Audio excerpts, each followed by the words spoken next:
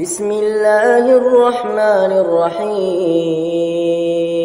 وما لي لا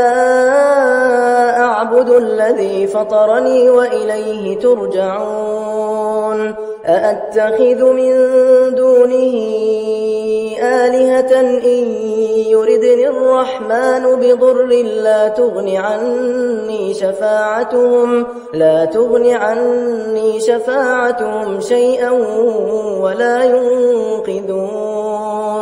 إني إذا لفي ضلال مبين إني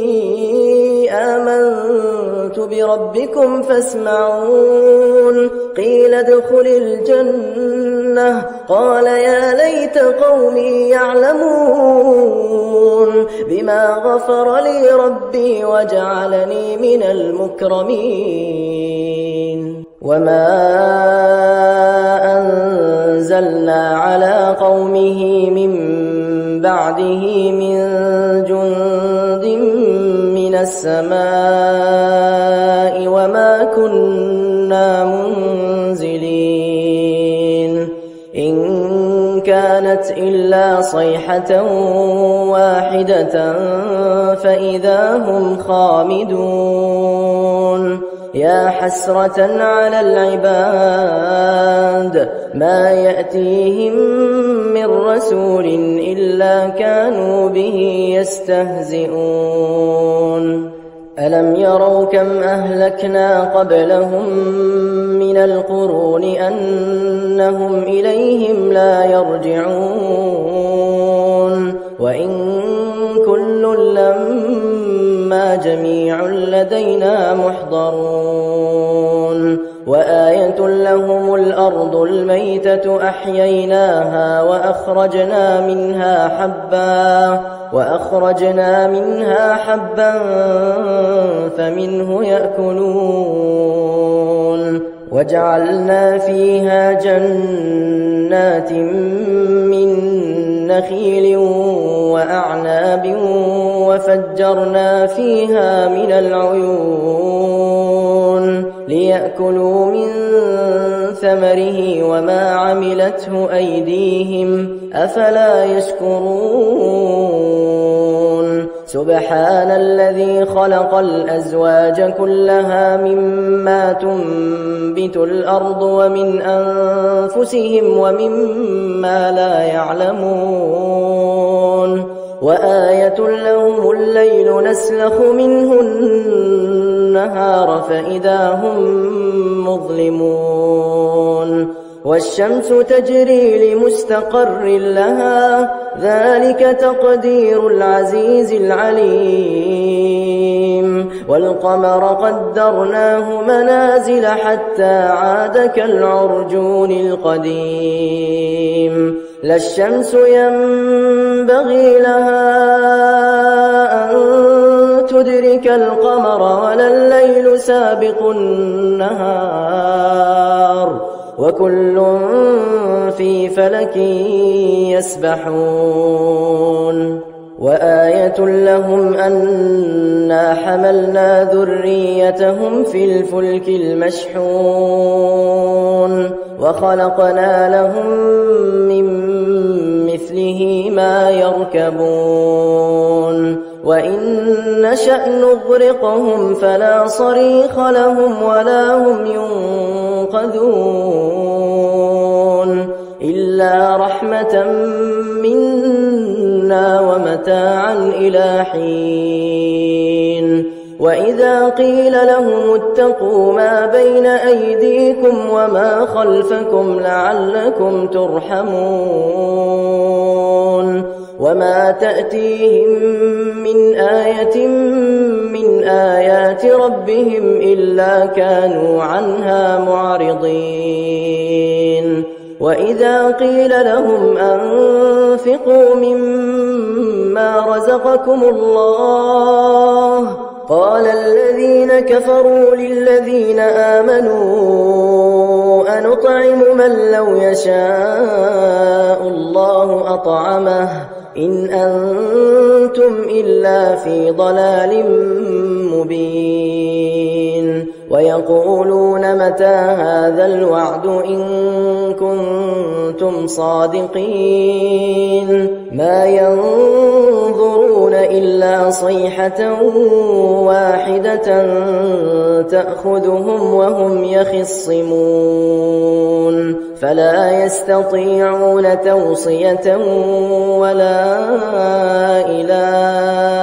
أهلهم يرجعون ونفخ في الصور فإذا هم من الأجداث إلى ربهم ينسلون قالوا يا ويلنا من بعثنا من مرقدنا هذا ما وعد الرحمن وصدق المرسلون إن كانت إلا صيحة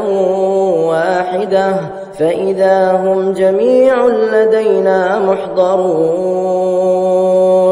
فاليوم لا تظلم نفس شيئا ولا تجزون إلا ما كنتم تعملون إن أصحاب الجنة اليوم في شغل فاكهون هم وأزواجهم في ظلال على الأرائك متكئون لهم فيها فاكهة ولهم ما يدعون سلام قولا من رب رحيم وامتازوا اليوم أيها المجرمون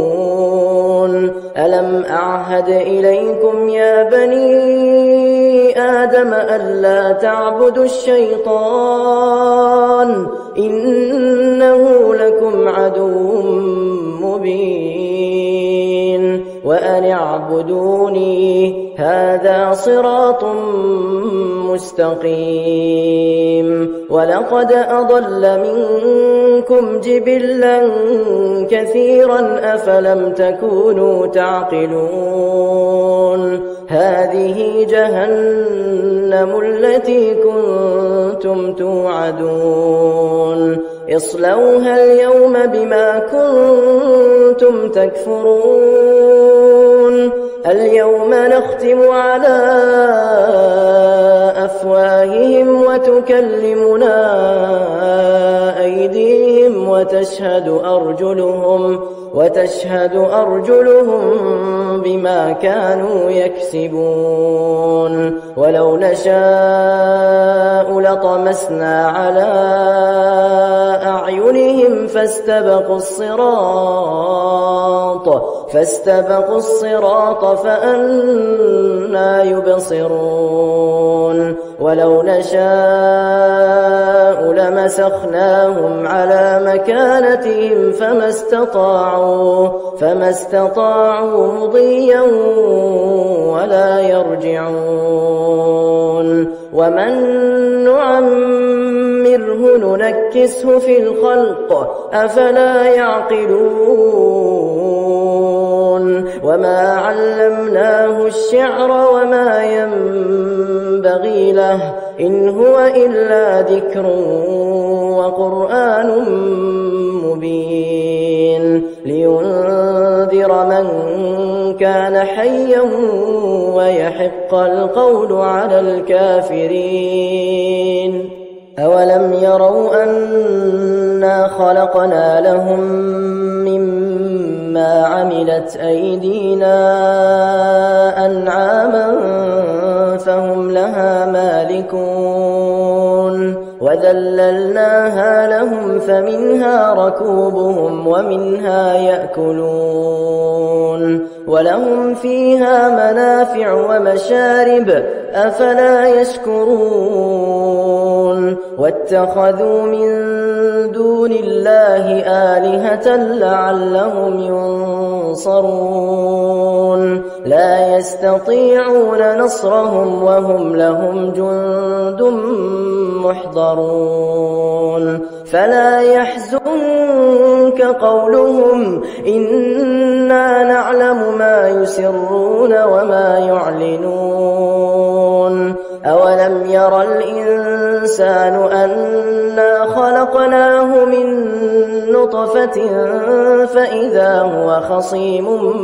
مبين وضرب لنا مثلا ونسي خلقه قال من يحيي العظام وهي رميم قل يحييها الذي أنشأها أول مرة وهو بكل خلق عليم الذي جعل لكم من الشجر الأخضر نارا فإذا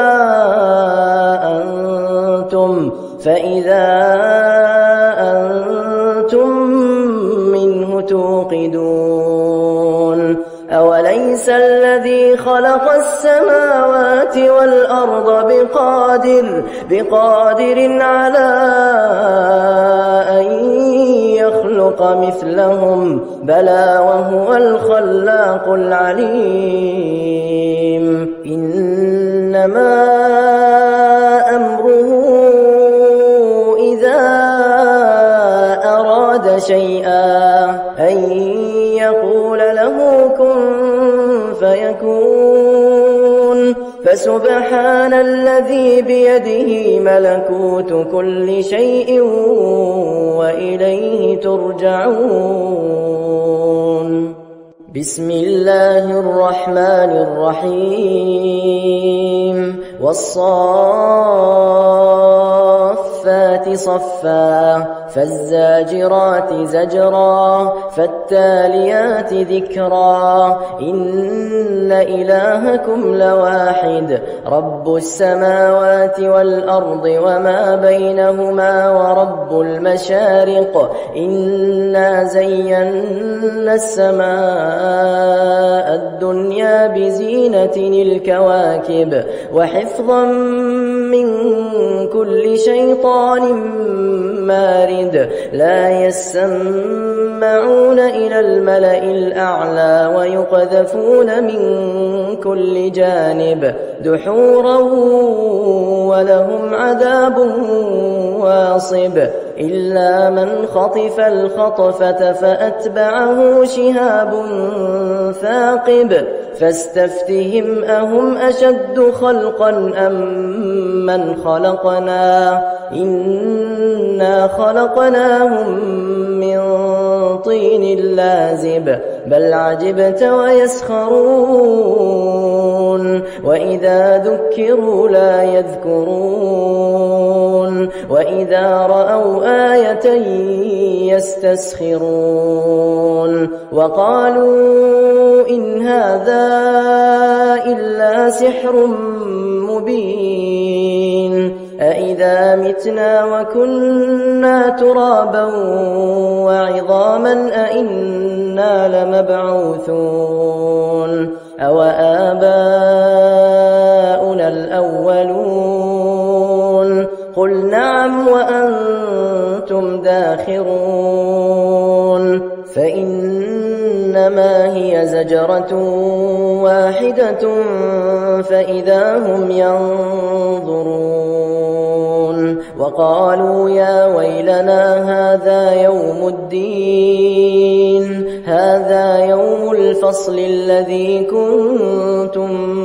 به تكذبون احشروا الذين ظلموا وأزواجهم وما كانوا يعبدون من دون الله فاهدوهم إلى صراط الجحيم وقفوهم إنهم مسؤولون ما لكم لا تناصرون بل هم اليوم مستسلمون وأقبل بعضهم على بعض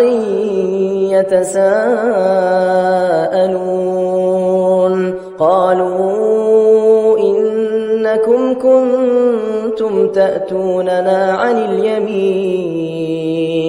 قالوا بل لم تكونوا مؤمنين وما كان لنا عليكم من سلطان بل كنتم قوما طاغين فحق علينا قول ربنا إنا لذائقون فأغويناكم إنا كنا غاوين فإنهم يومئذ في العذاب مشتركون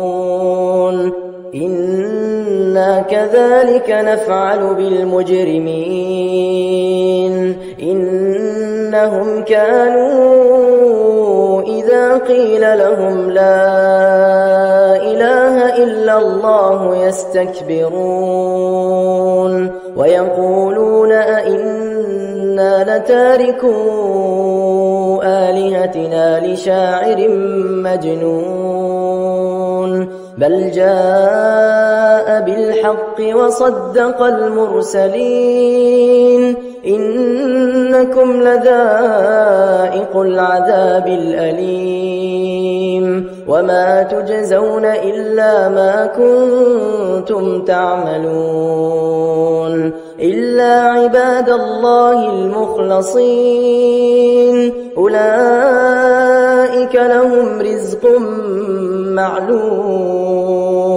فواكه وهم مكرمون في جنات النعيم على سرر متقابلين يطاف عليهم بكأس من معين بيضاء لذة للشاربين لا فيها غول ولا هم عنها ينزفون وعندهم قاصرات الطرف عين كأنهن بيض مكنون فأقبل بعضهم على بعض يتساءلون قال قائل منهم إني كان لي قرين يقول أئنك لمن المصدقين أئذا متنا وكنا ترابا وعظاما أئنا لمدينون قال هل أنتم مطلعون فاطلع فرآه في سواء الجحيم قال تالله إن كدت لتردين ولولا نعمة ربي لكنت من المحضرين أفما نحن بميتين إلا موتتنا الأولى وما نحن بمعذبين إن هذا لهو الفوز العظيم لمثل هذا فليعمل العاملون أذلك خير نزلا أم شجرة الزقوم إنا جعلناها فتنة للظالمين إنها شجرة تخرج في أصل الجحيم طلعها كأنه رؤوس الشياطين فإنهم لآكلون منها فمالئون منها البطون ثم إن لهم عليها لشوبا من حميم ثم إن مرجعهم لإلى الجحيم إنهم ألفوا آباءهم ضالين فهم على آثارهم يهرعون ولقد ضل قبلهم أكثر الأولين ولقد أرسلنا فيهم منذرين فانظر كيف كان عاقبة المنذرين إلا عباد الله المخلصين ولقد نادانا نوح فلنعم المجيبون ونجيناه وأهله من الكرب العظيم وجعلنا ذريته هم الباقين وتركنا عليه في الآخرين سلام على نوح في العالمين إنا كذلك نجزي المحسنين إنه من عبادنا المؤمنين ثم أغرقنا الآخرين وإن من شيعته لإبراهيم إذ جاء ربه بقلب سليم إذ قال لأبيه وقومه ماذا تعبدون أئفكا آلهة دون الله تريدون فما ظنكم برب العالمين فنظر نظرة في النجوم فقال إني سقيم فتولوا عنه مدبرين فراغ إلى آلهتهم فقال ألا تأكلون ما لكم لا تنطقون فراغ عليهم ضربا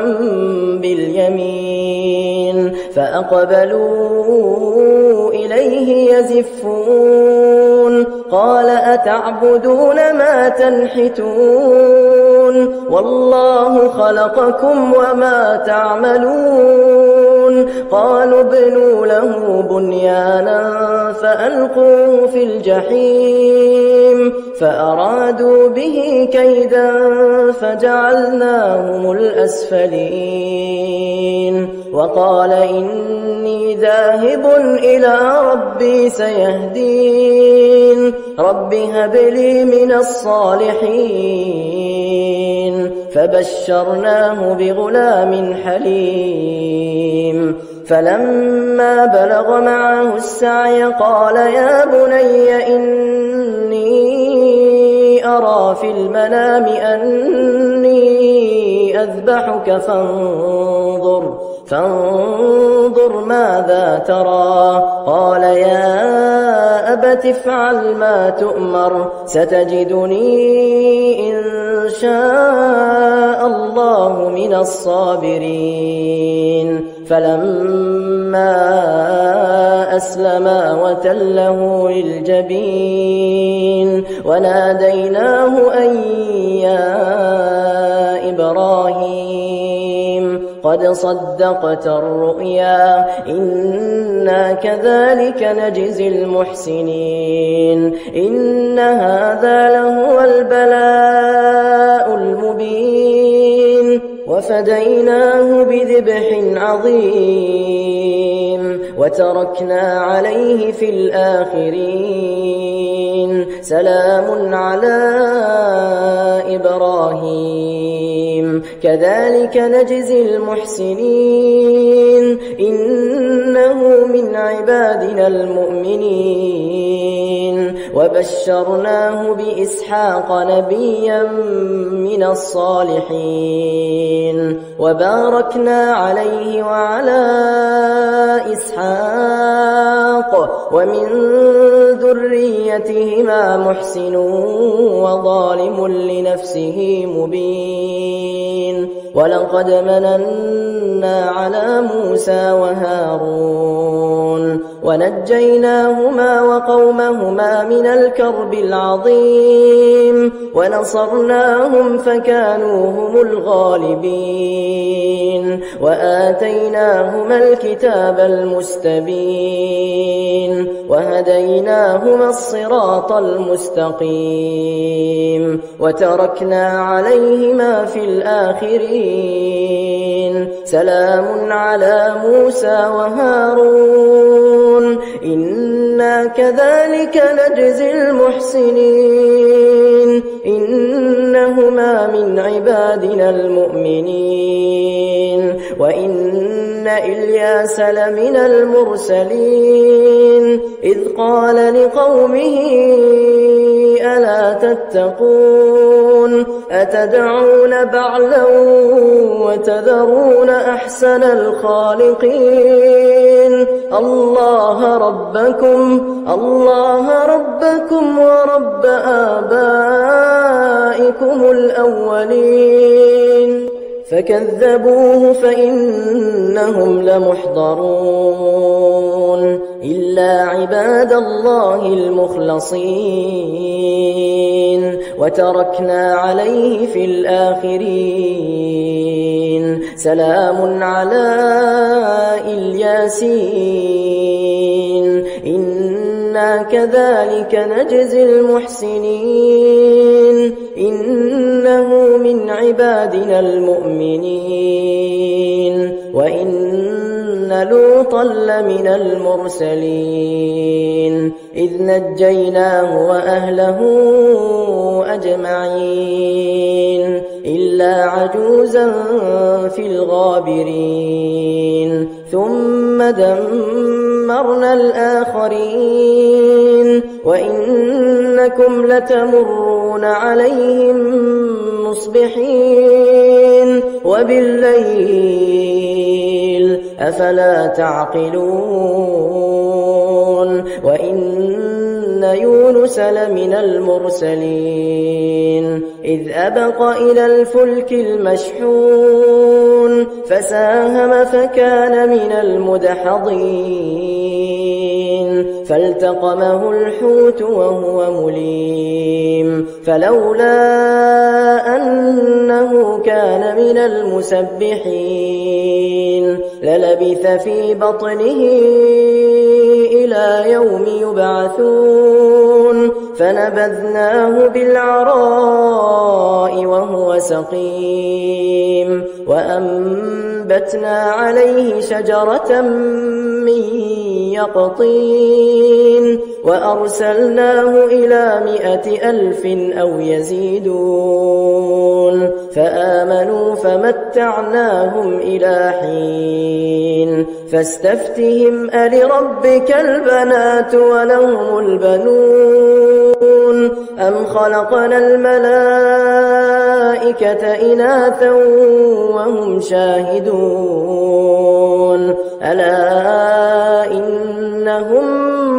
من إفكهم ليقولون ولد الله وإنهم لكاذبون أصطفى البنات على البنين ما لكم كيف تحكمون أفلا تذكرون أم لكم سلطان مبين فأتوا بكتابكم إن كنتم صادقين وجعلوا بينه وبين الجنة نسبا ولقد علمت الجنة إنهم لمحضرون سبحان الله عما يصفون إلا عباد الله المخلصين فإنكم وما تعبدون ما أنتم عليه بفاتنين إلا من هو صال الجحيم وما منا إلا له مقام معلوم وإنا لنحن الصافون وإنا لنحن المسبحون وإن كانوا ليقولون لو أن عندنا عندنا ذكرا من الأولين لكنا عباد الله المخلصين فكفروا به فسوف يعلمون ولقد سبقت كلمتنا لعبادنا المرسلين إنهم لهم المنصورون وإن جندنا لهم الغالبون فتول عنهم حتى حين وأبصرهم فسوف يبصرون أفبعذابنا يستعجلون فإذا نزل بساحتهم فساء صباح المنذرين وتول عنهم حتى حين وأبصر فسوف يبصرون سبحان ربك رب العزة عما يصفون وسلام على المرسلين والحمد لله رب العالمين. بسم الله الرحمن الرحيم. صاد والقرآن ذي الذكر بل الذين كفروا في عزة وشقاق كم أهلكنا من قبلهم من قرن فنادوا ولا تحين مناص وعجبوا أن جاءهم منذر منهم وقال الكافرون هذا ساحر كذاب أجعل الآلهة إلها واحدا إن هذا لشيء عجاب وانطلق الملأ منهم أن امشوا واصبروا على آلهتكم إن هذا لشيء يراد ما سمعنا بهذا في الملة الآخرة إن هذا إلا اختلاق أأنزل عليه الذكر من بيننا بل هم في شك من ذكري بل لما يذوقوا عذاب أم عندهم خزائن رحمة ربك العزيز الوهاب أم لهم ملك السماوات والأرض وما بينهما فليرتقوا في الأسباب جند ما هنالك مهزوم من الأحزاب كذبت قبلهم قوم نوح وعاد وفرعون ذو الأوتاد وثمود وقوم لوط وأصحاب الأيكة أولئك الأحزاب إن كل إلا كذب الرسل فحق عقاب وما ينظر هؤلاء إلا صيحة واحدة ما لها من فواق وقالوا ربنا عجل لنا قطنا قبل يوم الحساب اصبر على ما يقولون واذكر عبدنا داود ذا الأيد إنه أواب إنا سخرنا الجبال معه يسبحن بالعشي والإشراق والطير محشورة كل له أواب وشددنا ملكه وآتيناه الحكمة وفصل الخطاب وهل أتاك نبأ الخصم إذ تسوروا المحراب إذ دخلوا على داود ففزع منهم قالوا لا تخف خصمان بغى بعضنا على بعض فاحكم بيننا بالحق ولا تشطط واهدنا إلى سواء الصراط إن هذا أخي له 99 نعجة ولي نعجة واحدة فقال أكفلنيها وعزني في الخطاب. قال لقد ظلمك بسؤال نعجتك إلى نعاجه وإن كثيرا من الخلطاء ليبغي بعضهم على بعض إلا الذين آمنوا وعملوا الصالحات وقليل ما هم. وظن داود أنما فتناه فاستغفر ربه وخر راكعا وأناب فغفرنا له ذلك وإن له عندنا لزلفى وحسن مآب. يا داود إنا جعلناك خليفة في الأرض فاحكم بين الناس بالحق ولا تتبع الهوى فيضلك عن سبيل الله. إن الذين يضلون عن سبيل الله لهم عذاب شديد بما نسوا يوم الحساب. وما خلقنا السماء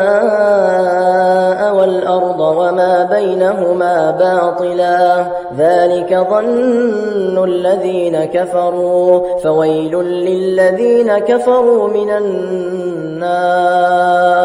أم نجعل الذين آمنوا وعملوا الصالحات كالمفسدين في الأرض أم نجعل المتقين كالفجار. كتاب أنزلناه إليك مبارك ليدبروا آياته وليتذكر أولو الألباب. ووهبنا لداود سليمان نعم العبد إنه أواب. إذ عرض عليه بالعشي الصافنات الجياد فقال إني أحببت حب الخير عن ذكر ربي حتى توارت بالحجاب. ردوها علي فطفق مسحا بالسوق والأعناق. ولقد فتنا سليمان وألقينا على كرسيه جسدا ثم أناب. قال رب اغفر لي وهب لي ملكا لا ينبغي لأحد من بعدي إنك أنت الوهاب. فسخرنا له الريح تجري بأمره رخاء حيث أصاب والشياطين كل بناء وغواص وآخرين مقرنين في الأصفاد. هذا عطاؤنا فامنن أو أمسك بغير حساب. وإن له عندنا لزلفى وحسن مآب. واذكر عبدنا أيوب إذ نادى ربه أني مسني الشيطان بنصب وعذاب. اركض برجلك هذا مغتسل بارد وشراب. ووهبنا له أهله ومثلهم معهم رحمة منا وذكرى لأولي الألباب وخذ بيدك ضغثا فاضرب به ولا تحنث إنا وجدناه صابرا نعم العبد إنه أواب واذكر عبادنا إبراهيم وإسحاق ويعقوب أولي الأيدي والأبصار إنا أخلصناهم بخالصة ذكر الدار وإنهم عندنا لمن المصطفين الأخيار واذكر إسماعيل واليسع وذا الكفل وكل من الأخيار هذا ذكر وإن للمتقين لحسن مآب جنات عدن مفتحة لهم الأبواب متكئين فيها يدعون فيها بفاكهة كثيرة وشراب وعندهم قاصرات الطرف أتراب هذا ما توعدون ليوم الحساب إن هذا لرزقنا ما له من نفاد هذا وإن للطاغين لشر مآب جهنم يصلونها فبئس المهاد هذا فليذوقوه حميم وغساق وآخر من شكله أزواج هذا فوج مقتحم معكم لا مرحبا بهم إنهم صالوا النار قالوا بل أنتم لا مرحبا بكم أنتم قدمتموه لنا فبئس القرار قالوا ربنا من قدم لنا هذا فزده عذابا ضعفا في النار وقالوا ما لنا لا نرى رجالا كنا نعدهم من الأشرار أتخذناهم سخريا أم زاغت عنهم الأبصار إن ذلك لحق تخاصم أهل النار قل إنما أنا منذر وما من إله إلا الله الواحد القهار رب السماوات والأرض وما بينهما العزيز الغفار قل هو نبأ عظيم أنتم عنه معرضون ما كان لي من علم بالملأ الأعلى إذ يختصمون إن يوحى إلي إلا أنما أنا نذير مبين إذ قال ربك للملائكة إني خالق بشرا من طين فإذا سويته ونفخت فيه من روحي فقعوا له ساجدين فسجد الملائكة كلهم أجمعون إلا إبليس استكبر وكان من الكافرين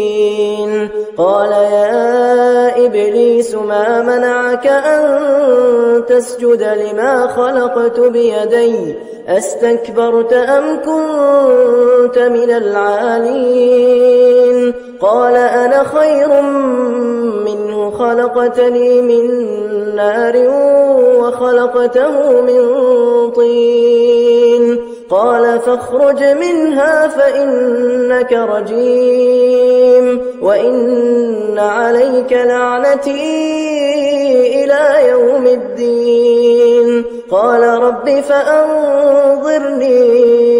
إلى يوم يبعثون قال فإنك من المنظرين إلى يوم الوقت المعلوم قال فبعزتك لأغوينهم أجمعين إلا عبادك منهم المخلصين قال فالحق والحق أقول لأملأن جهنم منك وممن تبعك منهم أجمعين قل ما أسألكم عليه من أجر وما أنا من المتكلفين إن هو إلا ذكر للعالمين ولتعلمن نبأه بعد حين بسم الله الرحمن الرحيم تنزيل الكتاب من الله العزيز الحكيم إنا أنزلنا إليك الكتاب بالحق فاعبد الله مخلصا له الدين ألا لله الدين الخالص والذين اتخذوا من دونه أولياء ما نعبدهم إلا ليقربونا إلى الله زلفى إن الله يحكم بينهم فيما هم فيه يختلفون إن الله لا يهدي من هو كاذب كفار لو أراد الله أن يتخذ ولدا لاصطفى مما يخلق ما يشاء سبحانه هو الله الواحد القهار خلق السماوات والأرض بالحق يكور الليل على النهار ويكور النهار على الليل وسخر الشمس والقمر كل يجري لأجل مسمى ألا هو العزيز الغفار خلقكم من نفس واحدة ثم جعل منها زوجها وأنزل لكم من الأنعام 8 أزواج يخلقكم في بطون أمهاتكم خلقا من بعد خلق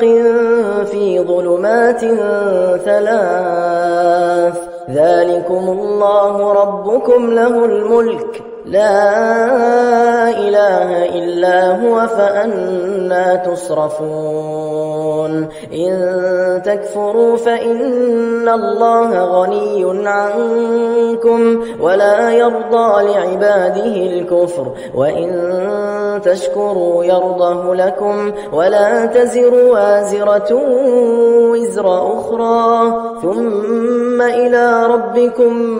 مرجعكم فينبئكم بما كنتم تعملون إنه عليم بذات الصدور وإذا مس الإنسان ضر دعا ربه منيبا إليه ثم إذا خوله نعمة منه نسي ما كان يدعو إليه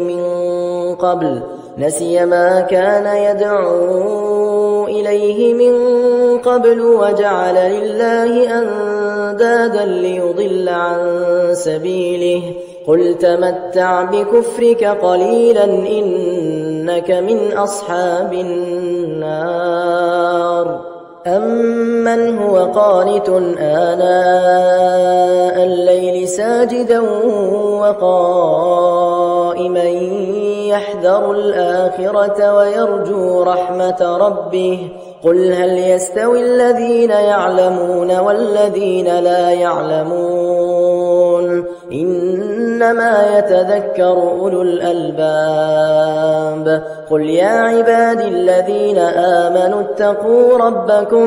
للذين أحسنوا في هذه الدنيا حسنة وأرض الله واسعة إنما يوفى الصابرون أجرهم بغير حساب قل إني أمرت أن أعبد الله مخلصا له الدين وأمرت لأن أكون أول المسلمين قل إني أخاف إن عصيت ربي عذاب يوم عظيم قل الله أعبد مخلصا له ديني فاعبدوا ما شئتم من دونه قل إن الخاسرين الذين خسروا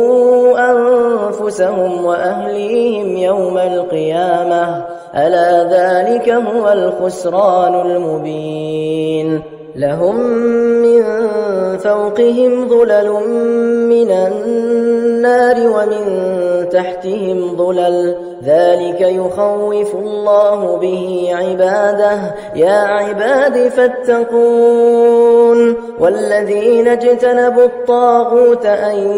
يعبدوها وأنابوا إلى الله لهم البشرى فبشر عباد الذين يستمعون القول فيتبعون أحسنه أولئك الذين هداهم الله وأولئك هم أولو الألباب أفمن حق عليه كلمة العذاب أفأنت تنقذ من في النار لكن الذين اتقوا ربهم لهم غرف من فوقها غرف مبنية تجري من تحتها الأنهار وعد الله لا يخلف الله الميعاد ألم تر أن الله أنزل من السماء ماء فسلكه ينابيع في الأرض ثم يخرج به زرعا مختلفا ألوانه ثم يهيج فتراه مصفرا ثم يجعله حطاما إن في ذلك لذكرى لأولي الألباب أفمن شرح الله صدره للإسلام فهو على نور من ربه فويل للقاسية قلوبهم من ذكر الله أولئك في ضلال مبين الله نزل أحسن الحديث كتابا متشابها مثانية تقشعر منه جلود الذين يخشون ربهم ثم تلين جلودهم وقلوبهم إلى ذكر الله ذلك هدى الله يهدي به من يشاء ومن يضلل الله فما له من هاد أفمن يتقي بوجهه سوء العذاب يوم القيامة وقيل للظالمين ذوقوا ما كنتم تكسبون كذب الذين من قبلهم فأتاهم العذاب من حيث لا يشعرون فأذاقهم الله الخزي في الحياة الدنيا ولعذاب الآخرة أكبر لو كانوا يعلمون ولقد ضربنا للناس في هذا القرآن من كل مثل لعلهم يتذكرون قرآنا عربيا غير ذي عوج لعلهم يتقون ضرب الله مثلا رجلا فيه شركاء متشاكسون ورجلا سلما لرجل هل يستويان مثلا الحمد لله بل أكثرهم لا يعلمون إنك ميت وإنهم ميتون ثم إنكم يوم القيامة عند ربكم تختصمون